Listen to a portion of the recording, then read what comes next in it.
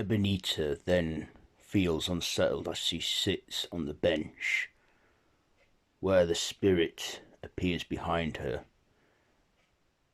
Then she says, the bell will ring it 3 times. 3 times. Then the spirit has a cane that he hits with a bell for 1 chime, then a second chime, followed by a third chime. Ebenita then gets up and turns around in fear as the final spirit makes himself known. Coming out of the shadows, he appears to Ebenita wearing a black top hat, a long black cloak, with a walking stick and his mouth sewn shut, a pale, middle-aged looking man with a sinister gothic look on him. Ebenita then saying, am I in the presence of the ghost of Christmas yet to come? The spirit nods his head forward, acknowledging her answer with a grunt.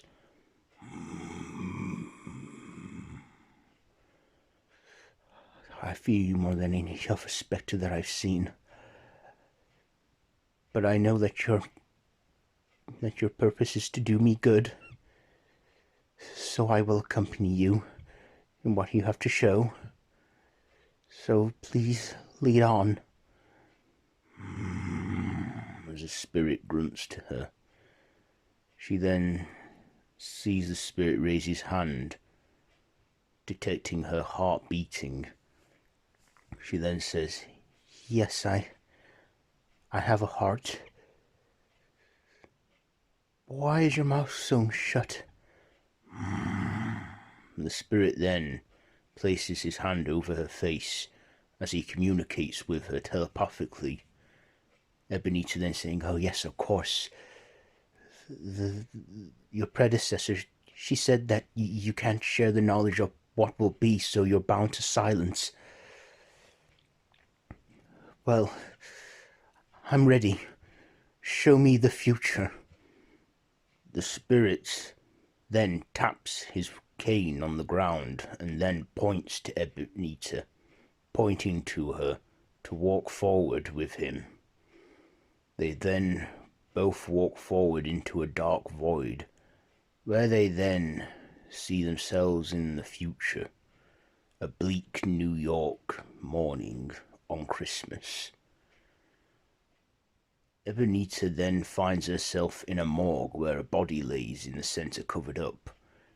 She then says to the spirit, why have you brought me here?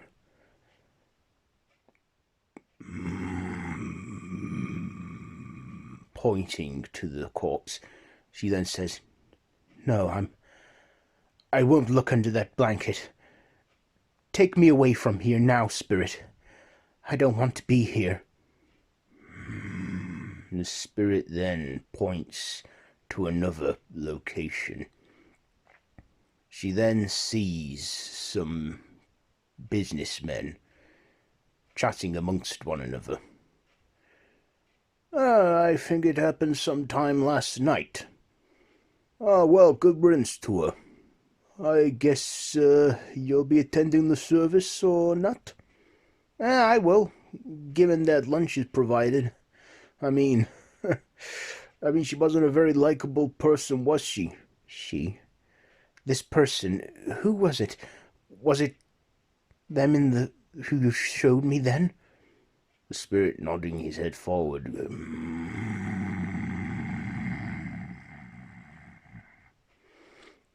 The spirit then pointed once again, this time to some homeless people selling things for some money. Ebenita looking at some of the items being sold that were donated.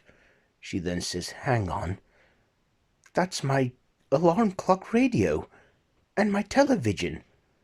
What are they doing selling my things off? Have I been put out of business or something? Spirit, speak to me. The same way you used to then, through your mind or something. Tell me what's going on here.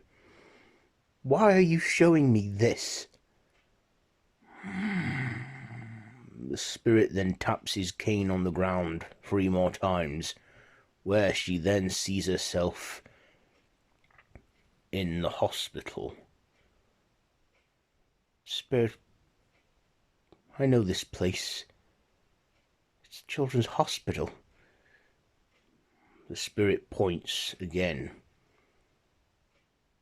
This time she goes into the room where Tiny Tim was, where the room is empty.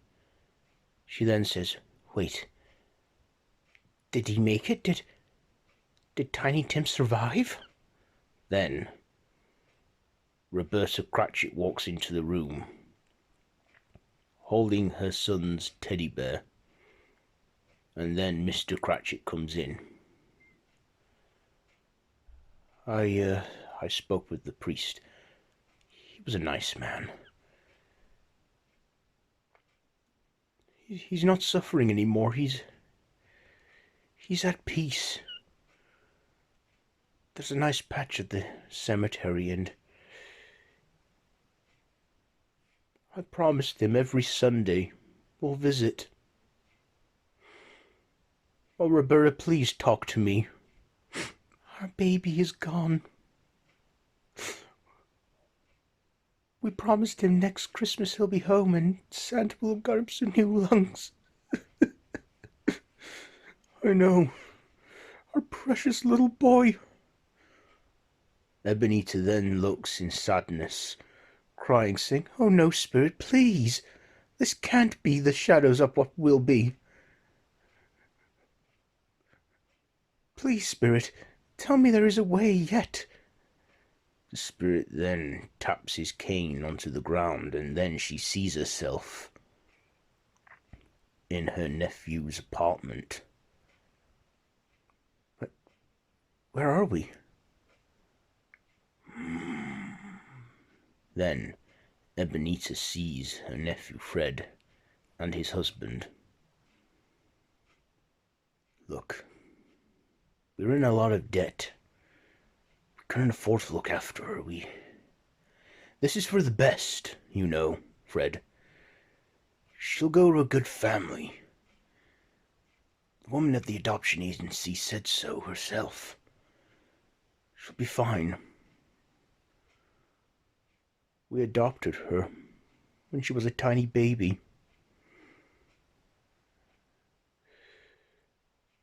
And now we won't be able to see her again. Fred, don't talk like that. We will. We'll find a way.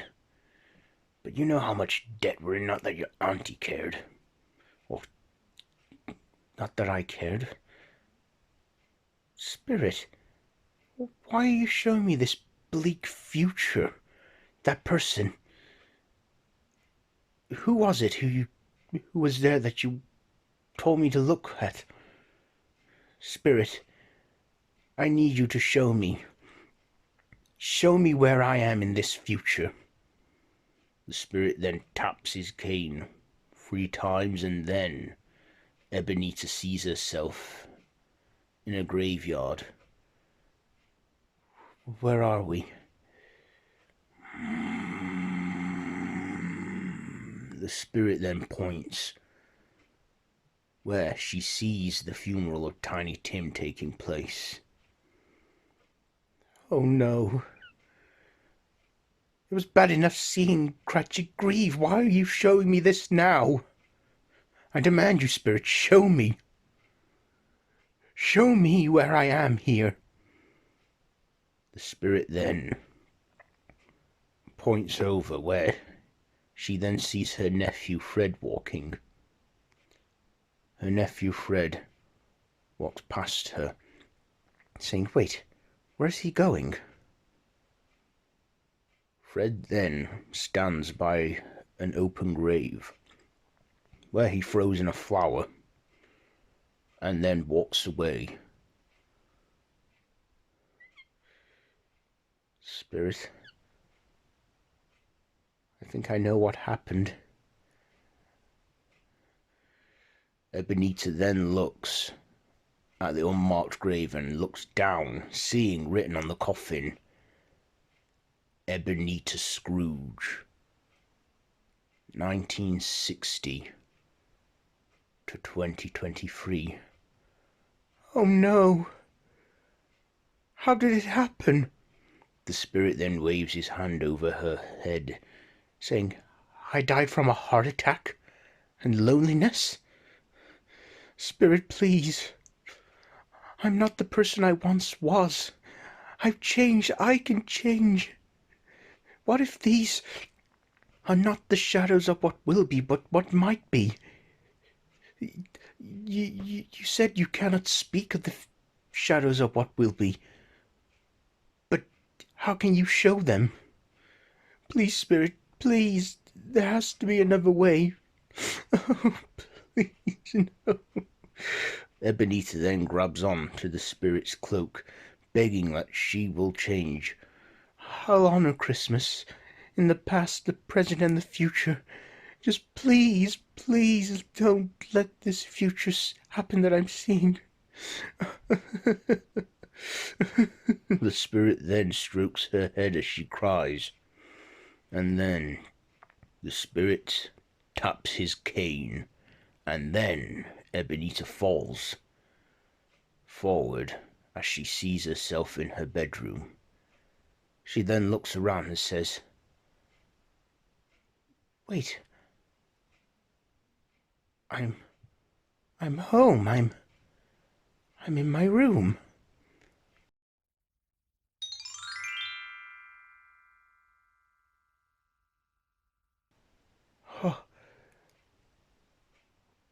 Oh, wait, it's daylight. Ebenita then opens her window as she sees a young boy strolling by. She then says, Excuse me, young man. Yes, you. Me? Yes. Do you mind telling me what day this is? The day? It's Christmas morning. Christmas morning? Oh, the spirits have given me another chance. They did it all in one night. Of course they can do it in one night. They're just spirits. Is your dad the local butcher? Said Ebenita to the boy. Yeah, he is. Tell me, does he still have that prized turkey? You mean the one that's almost as big as I am? What a funny young fellow. Yes, that turkey. I think he does. Good. Could you have him bring it here to me? Oh, and you hurry back here in about, I don't know, 10 minutes. I'll give you $5. In fact, hurry back here in less than that. I'll give you 10. All right, miss. The boy then runs off to his father. Ebenita then looks up and goes back into her house, all happy, saying, Oh, I'm as light as a feather. Oh, Marley, thank you for your visit. I see now all of this. My eyes have been opened. Isabel, I'm glad she found someone, and that she is now happy. My only mistake was letting her go, but I can't dwell on the past. I need to look forward to the future, but enjoy the present as well while it's here. Oh, what a Christmas this will be. Ebenita then runs downstairs in excitement, and then realizing that she is not dressed yet, but still goes outside where the butcher with the turkey is, and the boy telling his father the truth. I don't know, son. Are you sure this woman told you this? Yes, Dad, I'm not making it up. Oh, fantastic. Oh, you brought the turkey. Oh, good. Here's your $10, young man. But here, take 20. Wow, thanks, Miss. Oh, it's Ms Scrooge. And you, here is $200 for your service. Now, I want you to take this turkey and deliver it to this address. She should be home by now. And Merry Christmas to you. Yes, thanks, Miss Scrooge. About um, that debt that I owe you. Oh, no, no, forget about it. It's Christmas. Anything that you purchase from my store that you couldn't pay fully for, well, it's on me. Now go on, deliver the turkey and have a great Christmas. Thanks, Miss Scrooge. Ebenita then goes back home into her house where she gets dressed and ready. She then goes to her nephew's apartment where she knocks on the door. Fred then opens, going, Auntie Ebenita? Hello, Fred. How did you know where I live? I never told you that. I I guess I've come here before at some point. May I come in? Oh, yeah, sure, here. You really do cherish Christmas, don't you? Your mom would be proud of the person you've become. Yeah, I'm sure she would. Um, Fred, there's something I want to ask you. Fred? Fred's husband then comes out of the room saying, Oh, is this your auntie? Uh, yes, uh, Aunt Benita, this is my husband. Hello. I see you have a fine man. You know, I was in love once. A very long time ago. Biggest mistake of my life letting her go. But I see that she's happy now and she's with someone who's treating her better than I ever could. Anyway, I just came here to say that I'm sorry about yesterday and all the other Christmases that I've missed with you. Hey, it's all right, Auntie. And I was wondering, that offer of Christmas dinner, if the offer still stands, I would very much love to join you, if you'll have me. Oh, Auntie, yes.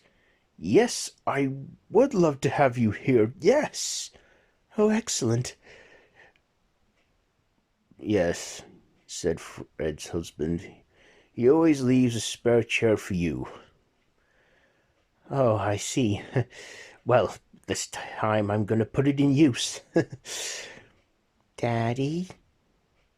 Oh, hello, honey. Has Santa been? Yes, he has. Oh, hello there. You must be Fred's daughter. Honey, this is Daddy's auntie. Auntie Ebenita, who I told you about. Hello. Hello, I'm going to join you later for Christmas dinner. If that's not a problem with you either. No. We'd love to have you here, Ms Scrooge. Oh, please, call me Ebenita. Well, there's a few more things I need to do. Um, I'll come back later when dinner is ready. Okay, well, dinner's at 6. I'll be there. Great.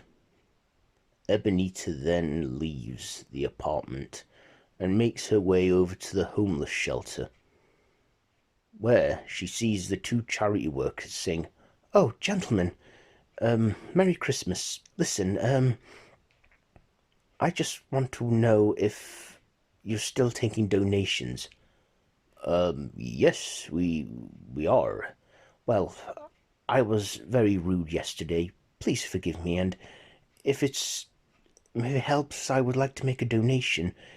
I have a check here. The two men then look stunned and surprised, going, Oh, Miss Scrooge, this is very generous of you. Thank you. Yes, I don't know what to say. Your thank you is enough for me. Now, do you have enough volunteers in the soup kitchen? I'd really like to help out. Sure, yes. We'd love you to help us. Ebenita then works at the soup kitchen, giving food to the homeless and even joining in Christmas carols with them, singing all jolly. Meanwhile, at the Cratchits, Mr. Cratchit walks in saying, Roberta, we've just been given this turkey. Oh, really? Who's it from? I don't know, but the butcher wouldn't say, but it's been paid for. Tim then breathes in on his oxygen tank, saying, It's Ms Scrooge. She's done this. Oh, Timmy, I don't know, honey. Oh, well, doesn't matter. Let's cook this turkey and have a big family feast. Yes, let's. Oh, Merry Christmas, family. Merry Christmas to you all. And God bless us, everyone, said Tim. Later on, the Cratchits then have a big family turkey dinner, whilst Ebenita has Christmas dinner with her family, her nephew and his husband and their daughter and their friends, all feasting on a turkey themselves. Ebenita at one point, whilst chatting amongst all the others, Oh, we've got to have it at mine next year. I insist.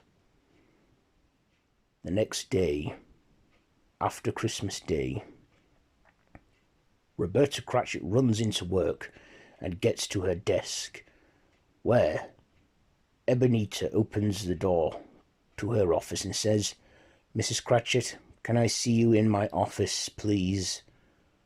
Oh no, as she looks worried. She then enters the office and says, Miss Scrooge, I'm really sorry. I was all merry yesterday, and I know I said I wouldn't do this again, but enough, Cratchit, enough. You know, you've been working for me how long now? 6 years. And I have always given you Christmas Day off, and for the 3rd year in a row now, you have been late all the next day. And I'm not going to do that anymore. I won't put up with it any longer. Therefore, Mrs. Cratchit, I've decided to raise your salary. What? As Roberta looks puzzled. Yes, I have decided to raise your salary. And I also want to promote you. And not only as my assistant, but I want you to be my partner in this business. I could do with an extra pair of hands. Really? Yes, and I want to help you and your family in any way I can and make sure your son gets the best medical help he needs. But how do you know my son is sick? Anyway, we'll talk more about this in the new year. I want to see you then. Take the rest of the week off and be with your family. Really, Miss Scrooge? Yes. Oh, and I trust you enjoyed the turkey that was sent to you yesterday. You sent that turkey? Well, I thought you could do with a little Christmas cheer. Now go on, go be with your family. Oh, and Merry Christmas. Merry Christmas, Miss Scrooge. Ebenita did all she said and more, and stayed true to her word. And for Tiny Tim, who did not die, he fully recovered and got a new set of lungs the next year, where everyone from Fred and his husband and their daughter and their friends and the Cratchit family also making their way into Ebenita's home, where a fully recovered Tiny Tim then shouts, Auntie Scrooge! Oh, Tim, there you are, hugging him, as she then hosts a big Christmas dinner with her family and friends, and also a woman that Ebenita Scrooge also met, which she later forms a relationship with everyone toasting to a Merry Christmas. And as Tiny Tim puts it, God bless us, everyone.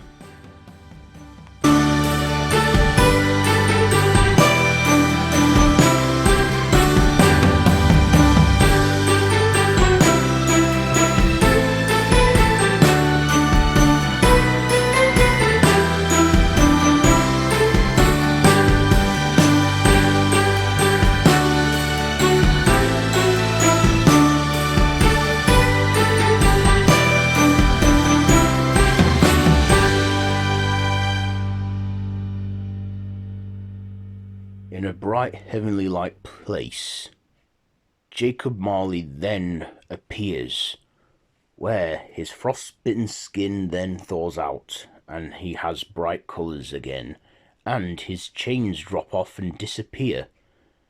Then free from his shackles and the weight that bared those chains, saying, "My chains, they've gone." Then Marley sees the spirit of Christmas present, now young and beautiful again, saying, "Hello, Mr. Marley. Where am I?" "You saved Ebenita Scrooge and changed her ways with your visit, and your unfinished business is now done. And as a reward, you're free from your chains and you can now rest." "I see. But all those people I wronged, I understand now the bad I did. I just hope that I can be forgiven." "I'm sure you have been, Mr. Marley." "Say, aren't you one of the spirits who paid a visit to Ebenita Scrooge?" "My time as a spirit is always brief. I'm about to join my siblings, if you would like to join me." "Oh, yes, I very much would like to." "Well, come on then, Mr. Marley. Welcome to the afterlife." "Oh, please, call me Jacob," as him and the spirit then walk off into a bright light.